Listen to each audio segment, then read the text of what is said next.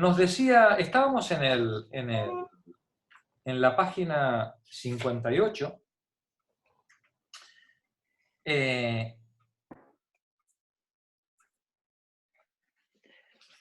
a ver que recuerde el argumento. A ver, permitidme un momento. Efectivamente, nos decía, Polanyi no habla de capitalismo, sino de sociedades mercantiles,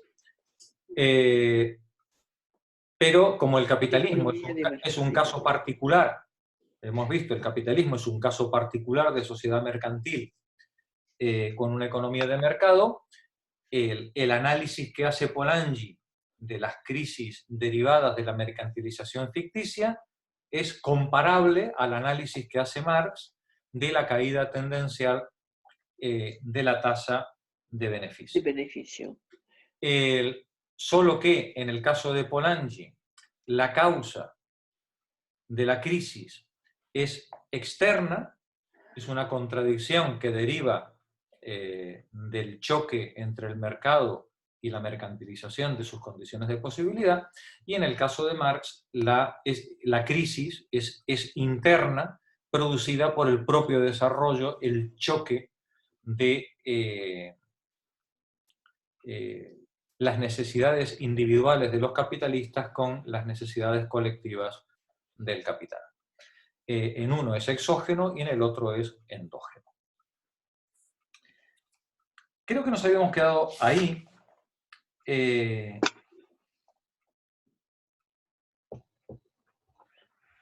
en el párrafo, y nos habíamos quedado en el párrafo que dice la esencia de este argumento, ¿verdad? Sí, ahí. Nos habíamos quedado ahí. Bien, vamos a volver al punto y aparte anterior para recoger el argumento completo. Una economía de mercado, nos dice Polanyi, ¿vale? Leemos desde ahí, si os parece bien. Víctor Romaní, adelante, por favor. Una economía de mercado, nos dice Polanyi, depende de tres condiciones de fondo no mercantilizadas. Primera, la naturaleza como fuente continua de insumos productivos y como un sumidero continuo de los derechos de producción. La segunda, las prácticas no asalariadas de reproducción social que forman y reponen a los seres humanos encarnados y culturizados que personifican el factor de producción, conocido como mano de obra. Y tercera, una oferta estable de dinero que puede servir como reserva de valor en el tiempo y como medio de intercambio por encima de la distancia. Para Polanyi, la economía de mercado necesita esas condiciones de fondo para funcionar. Pero dejado a su libre evolución, el mercado autorregulado las convierte inexorablemente en mercancías y por lo tanto las consume y desestabiliza. Una vez que se han troceado en objetos vendibles, la tierra, el trabajo y el dinero ya no pueden anclar y sostener las transacciones de mercado. Lejos de comportarse de manera ordenada como las mercancías ordinarias, se convierten en nodos centrales de la crisis capitalista. Gracias, Víctor. José María, adelante. La esencia de este argumento. La esencia de este argumento está bien reflejada en el título del libro de Pietro Sraffa de 1960, La producción de mercancías mediante mercancías, lo que, desde la perspectiva de Polanyi, es un oxímoron. Si la producción de mercancías requiere un contexto primordial no mercantilizado en la naturaleza, el dinero y la reproducción social, entonces cualquier formación social que convierta esas cosas en mercancías tendrá problemas. El comercio de pseudomercancías, que no son ontológicamente ficticias, como prácticamente recalcitrantes, es como un tigre que se come su propia cola. Vale, entonces vemos aquí cómo queda planteado el problema desde el punto de vista de Polanyi. La mercantilización de estos tres elementos socava, a juicio de Polanyi, las condiciones de posibilidad no solo de la sociedad, sino del propio capitalismo. Luisa, por favor. Con este argumento, Polanyi señala el camino hacia una visión multidimensional de la crisis, al desarrollar una concepción intersectorial de la contradicción capitalista, enriquece la descripción marxiana estándar de las tendencias del sistema a la crisis. Al dejar de estar restringidas a la economía propiamente dicha, las contradicciones del capitalismo incluyen ahora la tendencia intrínseca del mercado autorregulado a desestabilizar la sociedad así como la naturaleza.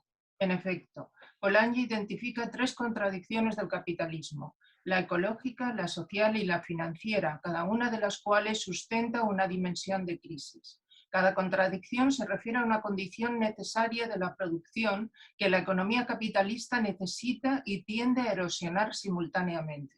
En el caso de la condición ecológica de la producción, lo que está en juego son los procesos naturales que sustentan la vida y proporcionan los insumos materiales para el abastecimiento social. En el caso de la condición de la reproducción social, lo que está en juego son los procesos socioculturales que suministran las relaciones solidarias, las disposiciones afectivas y los horizontes de valor que sustentan la cooperación social, al mismo tiempo que proporcionan los seres humanos cualificados y socializados apropiadamente que constituyen la mano de obra. En el caso de la condición monetaria de la reproducción, lo que está en juego es la capacidad de realizar el intercambio a distancia y de almacenar el valor para el futuro y, por lo tanto, la capacidad para interactuar ampliamente en el espacio y en el tiempo. El resultado es una teoría de la crisis capitalista caracterizada por una triple contradicción, basada en una comprensión intersectorial de la contradicción y, por lo tanto, en una visión del capitalismo como algo de más envergadura que una economía. Gracias, Luisa. Julián, esta interpretación... ¿Lo oís? ¿Sí? Sí. Esta interpretación ofrece algunas ventajas importantes.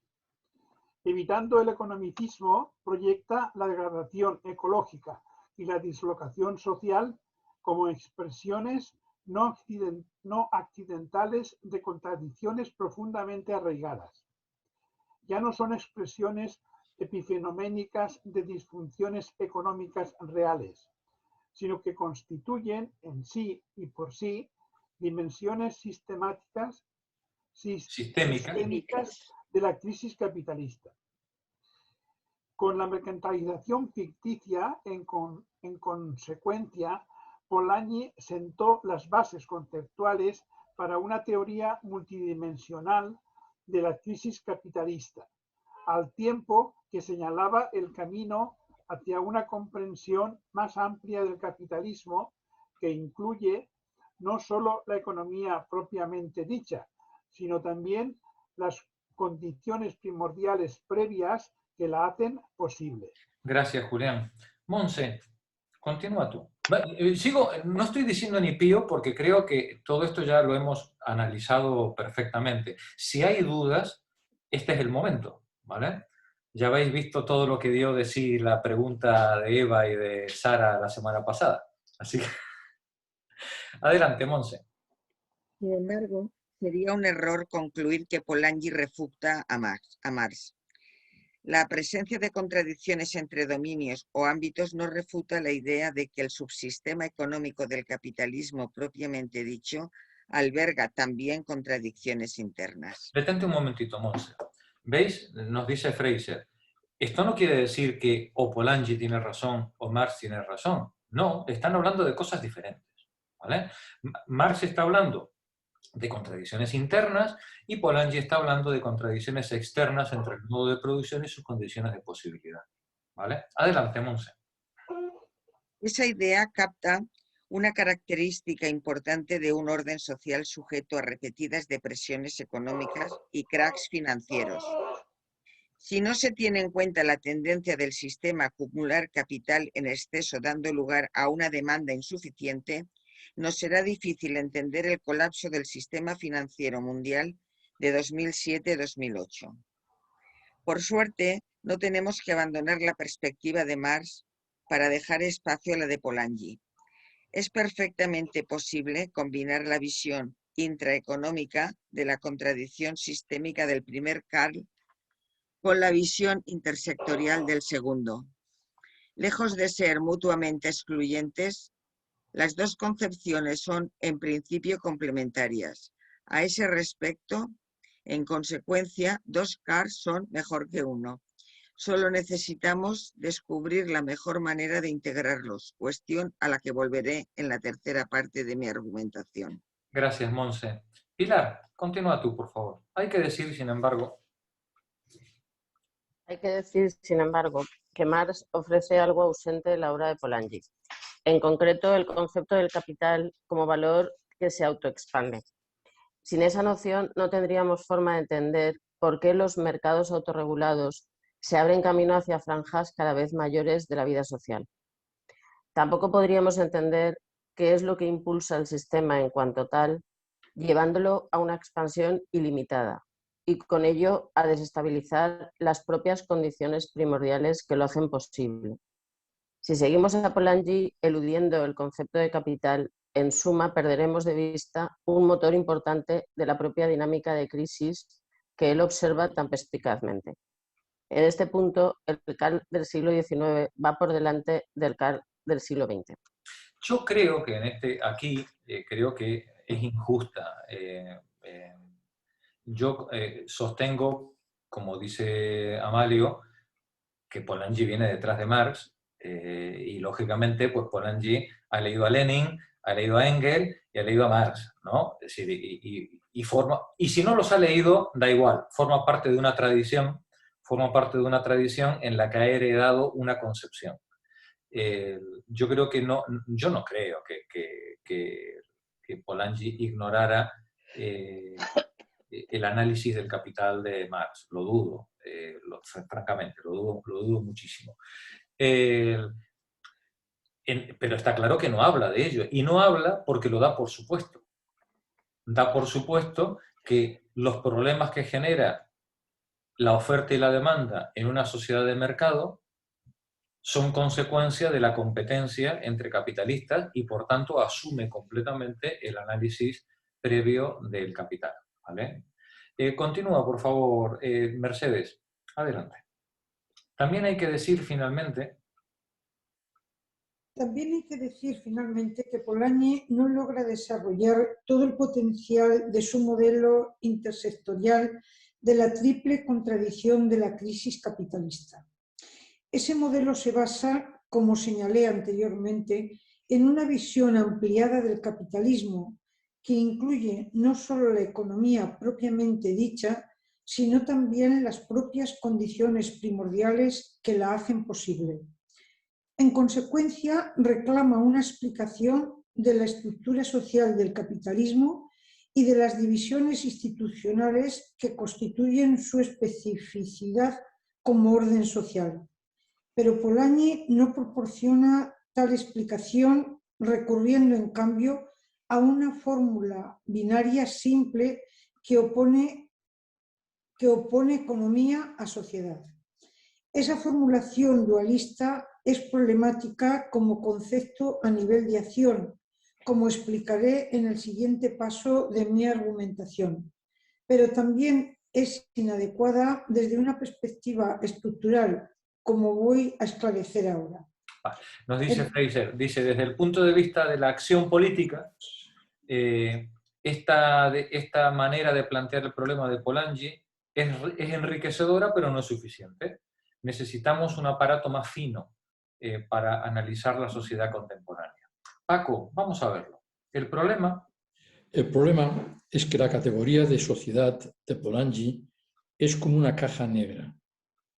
Funcionando como un concepto demasiado genérico e inclusivo, combina todo lo que no es economía, soslayando distinciones importantes entre, por ejemplo, los estados y la sociedad civil, las familias y la esfera pública, o las naciones y las comunidades subnacionales. Esto es importante, Paco, porque claro, además es que Polanyi está en otra guerra, ¿vale? Es decir, a Polanyi, después de los bombardeos sobre Alemania y sobre Londres, francamente creo que el asunto ecológico ¿qué quieres que te diga? Es decir, es que era como decir secundario, ¿no?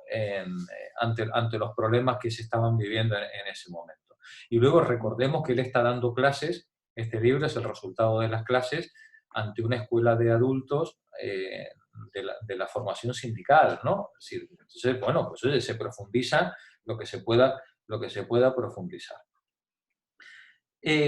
Nos dice, este concepto de sociedad que usa Polanyi cuando él quiere contraponer sociedad a mercado y quiere hacer un análisis de los efectos deletéreos que produce el mercado autorregulado en el ámbito de la sociedad, este concepto de sociedad es demasiado genérico, dice Fraser, y lleva razón, porque claro, si vamos a hablar de los efectos deletéreos que ocasiona el mercado desregulado sobre la comunidad, no es lo mismo que estemos hablando del Estado como cuerpo político que de la sociedad civil. No es lo mismo que estemos hablando de las familias, cuáles son los efectos que se producen en las familias, que los que se producen, por ejemplo, en los ayuntamientos. No es lo mismo, ¿vale? Y no es lo mismo que hablemos... Hola. No es lo mismo que hablemos de las naciones que de las comunidades subnacionales. No es lo mismo que hablemos de España que de las comunidades autónomas, o que hablemos de las comunidades autónomas o de la comunidad gitana dentro de las comunidades autónomas, o de la sociedad de los regantes dentro de la comunidad autónoma, ¿no? Es decir, digamos, los distintos elementos de la comunidad van a sufrir los efectos deleterios de la desregulación económica de manera diferente. El sufrimiento recibido y percibido no es el mismo según la parte en la que tú estés de la comunidad, ¿vale? Por tanto, si queremos estudiar los efectos deleterios de la comunidad, del mercado desregulado, tendremos que tener una criba más fina que nos permita ver cómo actúa ese mercado sobre los distintos eslabones de la comunidad. Adelante, Paco. De ahí que oscurezca la estructura institucional de la sociedad capitalista. Lo que dota a estas sociedades de su forma característica no es una división binaria entre economía y sociedad, sino en realidad una tríada de separaciones institucionalizadas. La separación, en primer lugar, entre la producción económica y la reproducción social. Fábrica separada de familia. Trabajo separado de cuidados. En segundo lugar, la separación entre la coordinación económica y la política. Mercados separados de los estados, el poder privado de las empresas extendido del poder público de los gobiernos. Y la separación, en tercer lugar, entre la cultura y la naturaleza. El espíritu separado de la materia. La historia de la estasis. Juntas, estas divisiones estructuran la relación de la economía capitalista con sus condiciones primordiales y fundamentan de ese modo las contradicciones intersectoriales señaladas por Polanyi, así como algunas otras que olvidó y nos permiten conceptualizarlas con mayor precisión. Gracias, Paco. Nani, por favor, continúa tú. Podemos afirmar, primero, que el capitalismo separa la producción de mercancías basadas en el trabajo asalariado, de la reproducción social, basada en gran parte en el trabajo no remunerado, especialmente de las mujeres. Al hacer que la primera dependa de la segunda, cuyo valor, sin embargo, niega, el capitalismo desestabiliza periódicamente la reproducción social y pone en peligro potencialmente la producción económica. También podemos afirmar, en segundo lugar, que el capitalismo separa lo económico de lo político, aun cuando también se aprovecha de este último ámbito. Por lo tanto, al vaciar periódicamente los poderes públicos que aseguran la posibilidad de la apropiación privada del plusvalor, interrumpe u obstruye dicha apropiación. Y podemos afirmar, finalmente, que el imperativo institucionalizado del capitalismo en pro de la acumulación ilimitada se combina con su construcción de la naturaleza como lo otro de la humanidad, para asegurar la instrumentalización y la canibalización de esta última en formas que podrían acabar poniendo en peligro la primera. En general, pues, podemos decir que la sociedad capitalista alberga al menos 3 contradicciones intersectoriales que corresponden a tendencias a la crisis: la socio-reproductiva, la política y la ecológica. Gracias, Nani. Amalio, hay mucho más que decir. Uy. Ah, ahí está. Espera, sí. Que estaba eso. Hay mucho más que decir sobre cada una de esas tendencias a la crisis. Sin embargo, aquí solo quiero sugerir que una concepción del capitalismo como un orden social institucionalizado puede servir para clarificar las bases y el carácter de las contradicciones entre los distintos ámbitos, mientras que la fórmula binaria de Polanyi, economía contra sociedad, confunde esos asuntos. En definitiva, desbarata la fuerza crítica de su análisis de la crisis capitalista. Entonces nos dice Nancy, frente al análisis polanyiano, si ponemos una lupa un poquito más fina y dirimimos los distintos aspectos que entran en juego dentro de la sociedad, podremos, concibiendo la sociedad como un orden social institucionalizado, nos dice, concibiendo el capitalismo como un orden social institucionalizado y no meramente como una estructura económica, tendremos una herramienta más fina que nos permita analizar estas crisis, estas contradicciones y ver estos sufrimientos, cómo se producen y qué consecuencias tienen. Sara, termina el parágrafo, por favor. Esta conclusión es paradójica, por cierto. Esta conclusión es paradójica, por cierto. Anteriormente sugerí que la principal contribución del enfoque de Polanyi radicaba en su visión intersectorial de la contradicción capitalista, que tenía el potencial de enriquecer la visión intraeconómica del otro Karl. Vinculada a un modelo de triple contradicción de la crisis capitalista, la concepción de Polanyi prometía aclarar una tríada de tendencias a la crisis inherentes a la sociedad capitalista. Sin embargo, fracasó notablemente en cuanto a presentar una concepción amplia del capitalismo como algo de mayor envergadura que una economía. Confiando en la fórmula binaria de la economía frente a la sociedad, oscureció las visiones institucionales que sustentan las contradicciones existentes entre los diversos ámbitos que pretendía aclarar. La realización de todo el potencial que encierra la percepción de Polanyi requerirá la adopción de una concepción del capitalismo como un orden social basado en separaciones institucionales que arrastran a la sociedad a la crisis. El efecto será no solo corregir los puntos ciegos de Polanyi, sino también ayudarnos a integrar sus percepciones con las del otro Karl. Volveré sobre este punto en la tercera parte de mi argumentación. Gracias, Sara. Bueno, y así acabamos el primer parágrafo, el primer epígrafe del capítulo sobre la discusión, entre comillas, entre Marx y Polanyi sobre si las crisis y los problemas que tiene la sociedad vienen de la mercantilización ficticia de estas tres mercancías o la caída de la tasa de beneficio.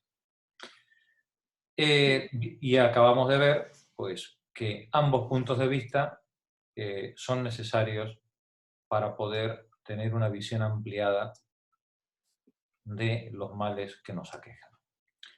El segundo epígrafe que es el que viene ahora a continuación, trata otra pareja, digamos, del debate.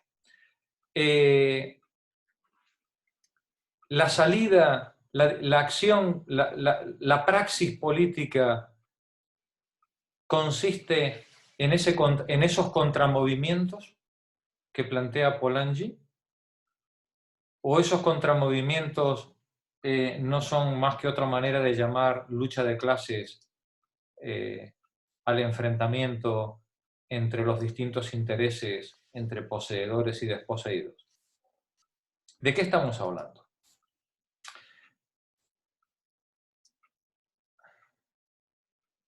Comparto pantalla y os pongo el texto que os envié para quienes no lo tengáis delante. ¿Vale? Nos dice Nancy: la forma en la que funciona la sociedad capitalista tiende a la crisis. Y esa crisis, según Polanyi, se manifiesta en un doble movimiento, de movimiento hacia la mercantilización, al que se enfrenta un contramovimiento de tipo proteccionista para intentar proteger a la sociedad de los efectos deleterios del mercado. Y nos dice Marx,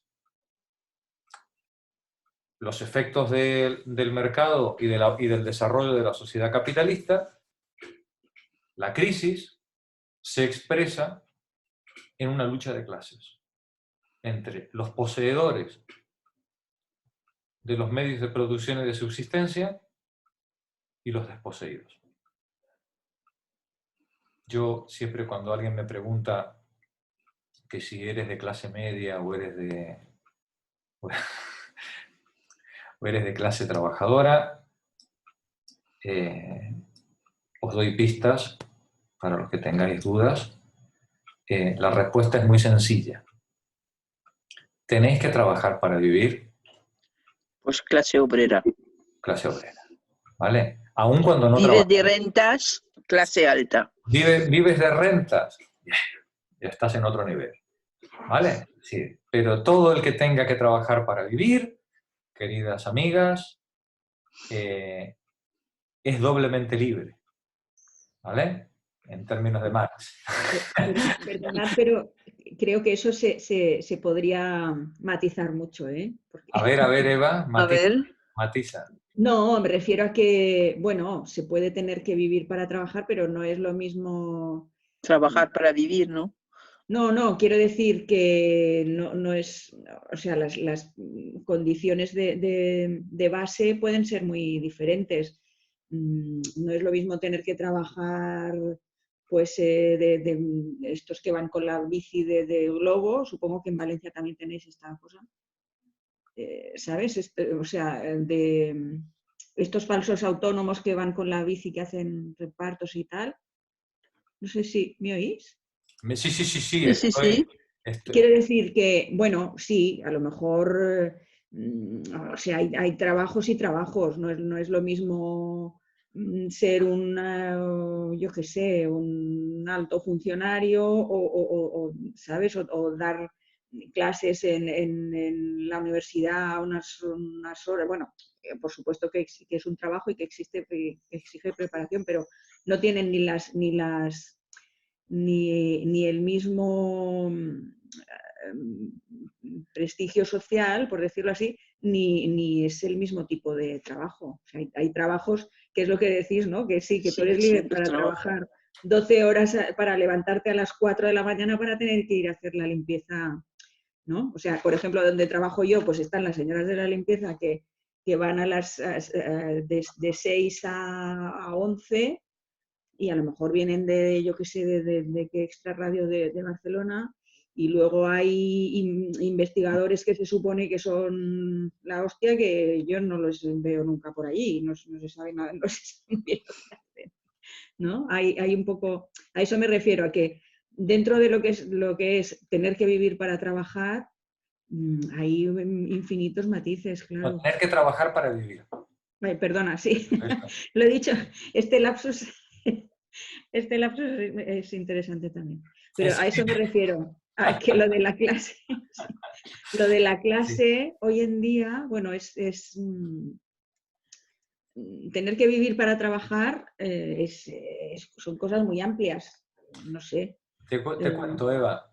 En el siglo XIX no había clases medias, ¿vale? La palabra clase media es un invento burgués que lo crea el liberalismo doctrinario a partir de 1840. Es un concepto en el cual el liberalismo se presenta como la bisagra, la clase media, entre los desposeídos y los aristócratas.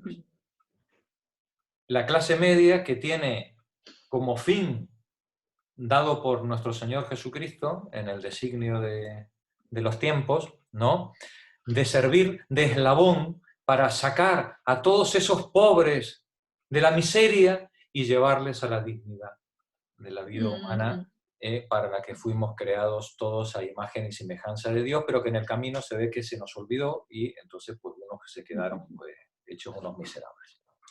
Y entonces la clase media se digamos, la burguesía se autoinstituye como... La pequeña burguesía. La clase que tiene la misión histórica de dirigir a la humanidad hacia esos caminos de perfección a los que Dios nos destinó con la creación, ¿vale? Hasta ese momento solamente había dos clases, ¿vale? Los pobres y todos los demás. ¿Cómo se definía un pobre? ¿Qué era un pobre en el derecho del siglo XIX? En el derecho del siglo XIX. ¿A quiénes se dirigía la ley de pobres? Por ejemplo, cuando se legislaba, decía, vamos a hacer una ley para los pobres. ¿Quiénes eran los pobres? Todos los que tenían que trabajar para vivir. Todas vosotras. ¿Vale? Sí. ¿Tú no? Sí, yo también. Lo que pasa es que yo lo tengo asumido ya. Todo aquel o aquella que tuviera que hacer algo para ganarse la vida, es un pobre. Era un pobre. Era un pobre, y jurídicamente y políticamente, por ejemplo, no tenía derecho a voto, no podía ser elegible. ¿Por qué? Porque su voluntad no era libre. Su voluntad, al fin y al cabo, dependía de que un patrón fuera suficientemente generoso como para permitirle ganarse el pan con el sudor de su frente. ¿De qué vivía el patrón? Pues del sudor de la frente de los otros. ¿No? ¿Vale? Entonces, en la sociedad del siglo XIX, de principio del siglo XIX, que era menos hipócrita que la nuestra, solamente había dos clases sociales. Los que tenían que trabajar para vivir y los que vivían del trabajo de los demás. ¿Vale? Luego, cuando la burguesía consiguió expulsar a la aristocracia de la política, la burguesía tuvo que reformular, digamos, su posición política y hacernos libres a todos los demás, ¿no? Al resto de los pobres nos hizo libres para poder vender nuestra fuerza de trabajo a cambio de un salario, ¿no? A diferencia de los siervos o los esclavos que no podían venderse, ¿no?, para poder trabajar, para poder ganarse la vida, a los demás nos liberaron y nos permitieron ganarnos la vida. Pero, ¿cuál es la configuración de la sociedad? Bueno, pues la configuración de la sociedad se divide en dos grandes grupos. Unos que tienen que trabajar para vivir y otros que viven del trabajo de los demás. Quienes viven del trabajo de los demás se caracterizan por ser dueños de medios de producción o medios de subsistencia. Por ejemplo, el dueño de una tierra, que puede vivir de las rentas que le dé la tierra o de la gente que trabaje sobre la tierra.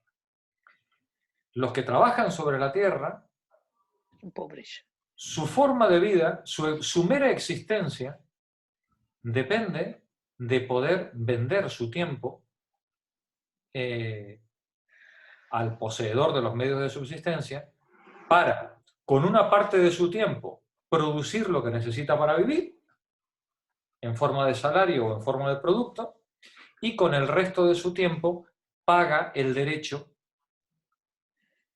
a poder arrancar a la tierra su fruto, ¿no?, en forma de renta o en forma de plusvalor.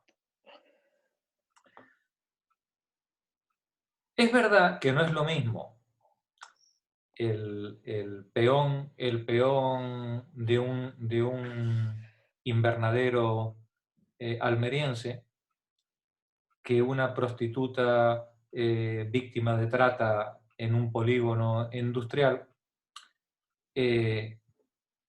que un director de banca de una sucursal de... Es verdad, no es lo mismo. No. Digamos, sus niveles de sufrimiento y las razones de su sufrimiento son muy diferentes.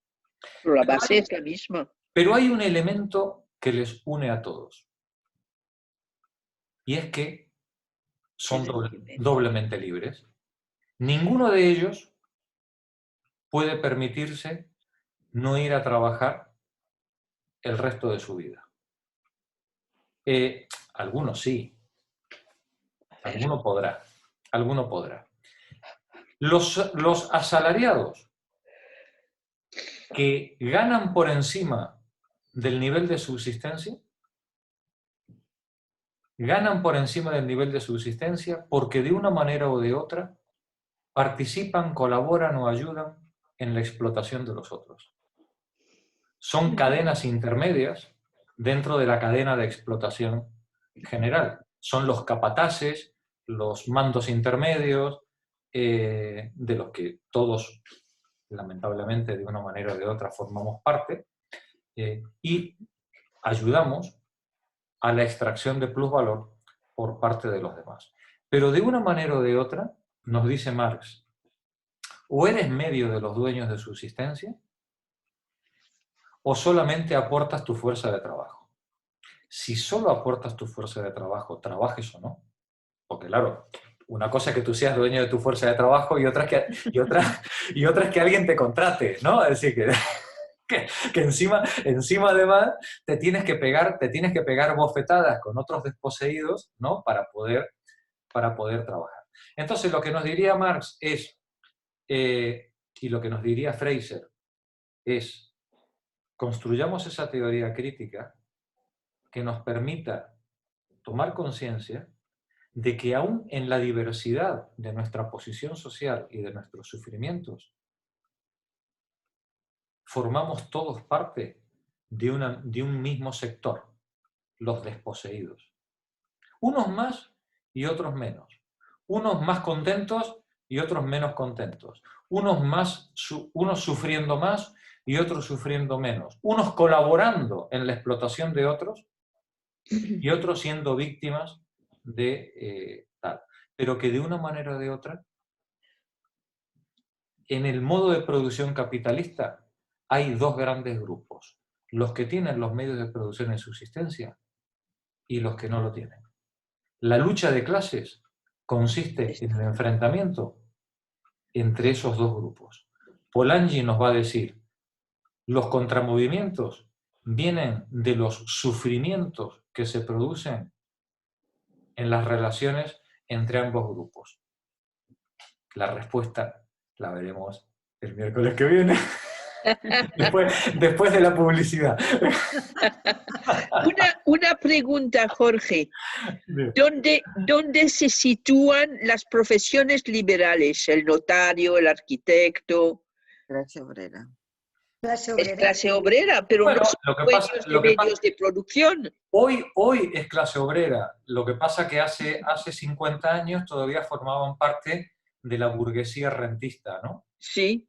Pero hoy ya no, hoy hoy un médico, un profesor, e inclusive un profesor universitario, perdona María José, sí, es que...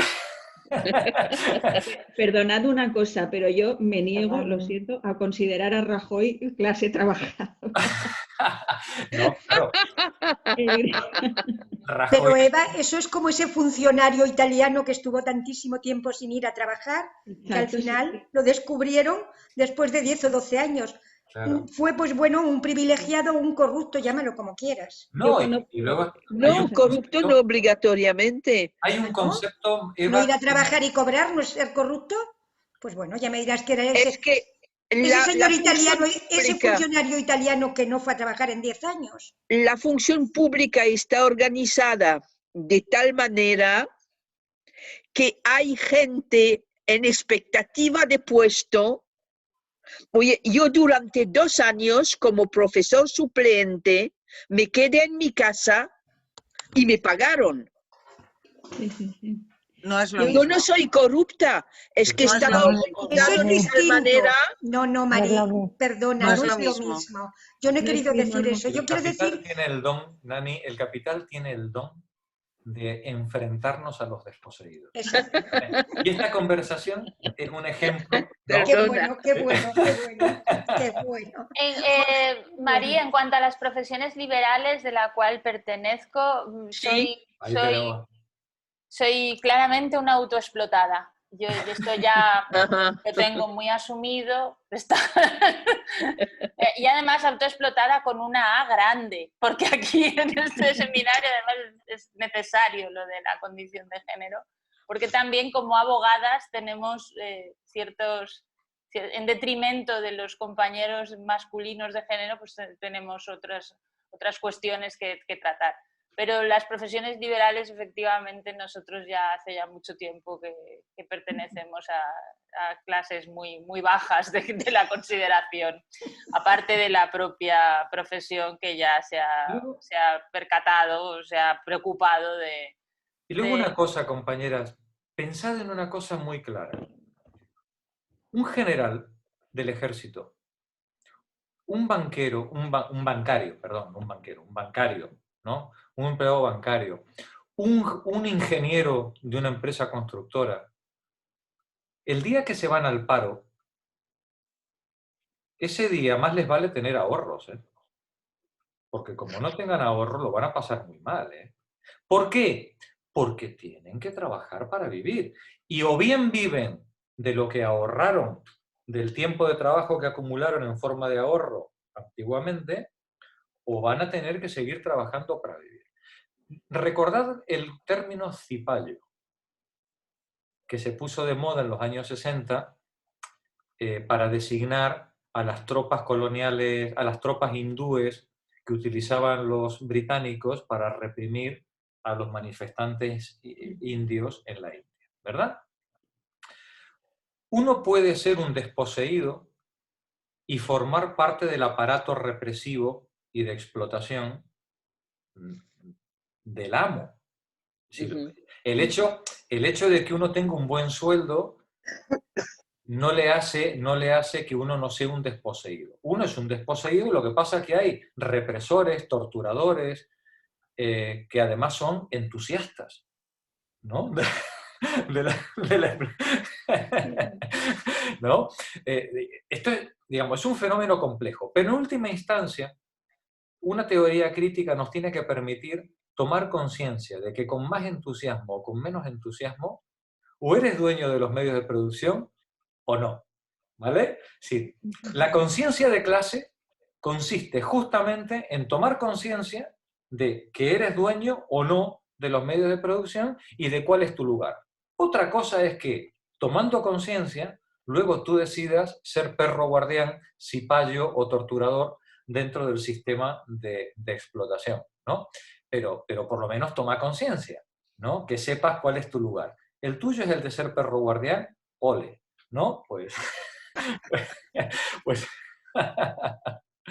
bueno, lo dejamos ahí, vamos a pensarlo. Y si queréis, la semana que viene retomamos el debate. Gracias. Vale.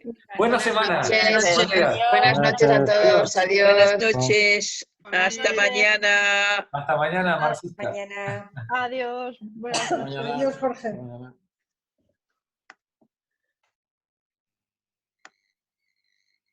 Bona nit.